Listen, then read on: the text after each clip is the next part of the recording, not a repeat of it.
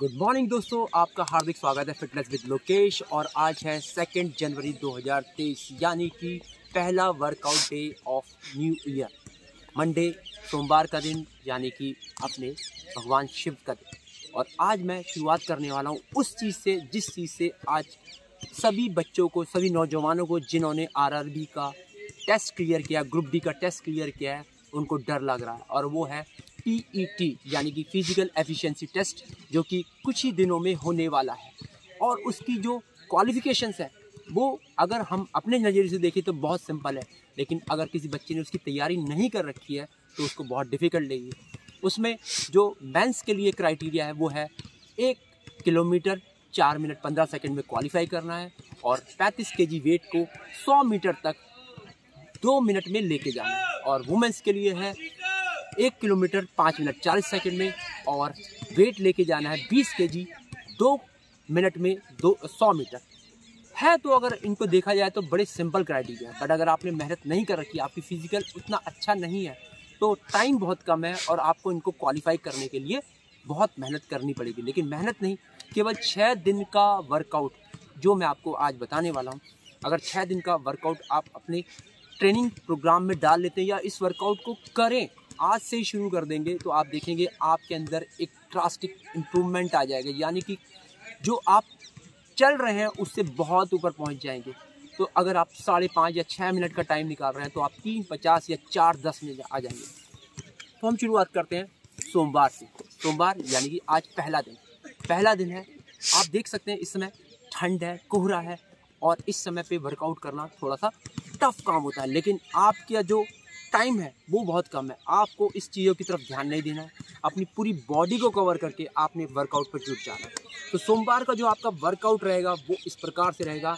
सबसे पहले आपने वार्म अप करना है, लाइट एक्सरसाइज करनी है, स्ट्रेचिंग करनी है। वार्म अप आपने 400 मीटर की कम से कम 4 से 5 राउंड करने हैं, क्योंकि वार्म अप इसलिए ज़रूरी है कि बिना वार्म अप के आप इस वर्कआउट को नहीं कर पाएंगे, आपकी मसल टीयर हो जाएगी और आपको मुश्किल हो जाएगा अपने टेस्ट को क्वालिफाई करना। तो मंडे से शुरुआत करते हैं। मंडे मैंने आपको बता दिया, पहले वार्म अप के बाद में लाइट एक्सरसाइजेज, स्ट्रेच और उसके बाद 4 से 5 स्ट्राइड मतलब आपने लंबे कदमों से आगे बढ़ना। स्ट्राइडिंग मतलब आपने तेज नहीं, पैरों को आगे तेजी से निकालना है, तो स्ट्राइड करने हैं। उसके बाद आते हैं मेन वर्कआउट में। तो मेन वर्कआउट ये है कि इसमें आपने 200 मीटर के, केवल 200 मीटर के आपने 10 रिपीटिशन करने हैं। 200 मीटर के 10 रिपीटिशन किस प्रकार से करने हैं वो केवल सिंपल तरीका है। अगर आप मैन हैं तो 200 मीटर आपने करना है 35 से 40 सेकंड के बीच में। यानी कि अगर कोई भी आप टाइमिंग लगा रहे हो, 200 मीटर आपने करना है 35 से 40 सेकंड के बीच में। अगर आपने अपने टाइमिंग को यानी कि 1 किलोमीटर की टाइमिंग को 3:50 से 4:10 के बीच में लेके आना है, तो 200 मीटर आपने करना है 35 से 40 सेकंड के बीच में। 200 मीटर आपने फास्ट रन किया, स्ट्राइड किया, पैरों को तेज़ी से चलाया, उसके बाद आपने 200 मीटर जॉग किया। ऐसे 400 मीटर का आपका एक सर्किल पूरा हो जाता है। फिर आपने अगेन शुरू करना है 200 मीटर और उसमें भी आपने सेम 35 से 40 सेकंड लगाने हैं। ऐसे आपने कम से कम 10 रिपीटिशन करने हैं। और ये करने का बीच में जब 5 आपके रिपीटिशन हो जाएंगे, 5 बार आपने 200 मीटर कर लिया, 200 मीटर जॉग कर लिया, उसके बाद आप 2 मिनट का ब्रेक लेंगे, केवल 2 मिनट का ब्रेक लेंगे और फिर से इस वर्कआउट में शुरू हो जाएंगे। ये वर्कआउट क्या करेगा, आपकी स्ट्राइड लेंथ को इम्प्रूव करेगा, आपके कैडेंस यानी कि पैर को जो ज़मीन पर टच करते हैं उसकी क्षमता को इम्प्रूव करेगा और आपके उसमें सुधार लेके आएगा, टाइमिंग में सुधार लेके आएगा। केवल डेली आप 1 किलोमीटर दौड़ेंगे और उसको टाइमिंग इम्प्रूव करने के चक्कर में रहेंगे तो ये इम्पॉसिबल है कि आप डेली वही वर्कआउट से 1 किलोमीटर का अपना टाइमिंग कम कर सके। आप कितनी मेहनत कर नहीं कर सकते। तो आपने यहाँ से शुरू करना है। मंडे मैंने आपको बता दिया। उसके बाद में आपने कूलिंग डाउन शुरू करना। कूलिंग डाउन का मतलब है आपने 2 चक्कर इजी जॉग या वॉक करके अपनी बॉडी को वापस लेके आना है। उसके बाद में आपने एक्सरसाइजेस करनी है, कोर एक्सरसाइज करनी है, जो मैं अपनी वीडियो में आपको दिखाता हूँ उस टाइप की एक्सरसाइज करनी है। स्ट्रेचिंग करनी है, उसका वीडियो भी मेरे उसमें पड़ा है, चैनल में पड़ा हुआ, उसको आप इस्तेमाल कर सकते हैं। और इस तरीके से आप मंडे का पहले दिन का वर्कआउट करेंगे। अगर आपको सुबह ठंड लग रही है आप दोपहर में करें, शाम को करें, लेकिन एक बार इस वर्कआउट को ज़रूर करें।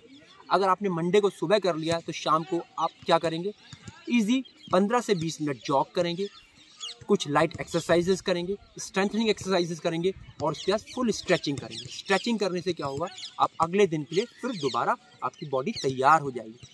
और इस चीज़ का ध्यान रखिए, ठंड का टाइम है, आपकी अगर मसल में सोरनेस या कुछ सूजन आती है, आपने घर में जाके गर्म पानी से नमक डाल के सिकाई करनी है, जिससे जल्दी से जल्दी आपकी रिकवरी हो सके। रिकवरी इसमें बहुत इंपॉर्टेंट है। और इस चीज़ का ध्यान रखें कि वर्कआउट के बाद में आप अपनी डाइट पे भी ध्यान रखना है।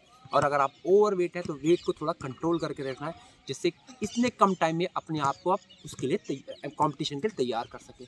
तो बारी आती है कि क्या आपने खाना है।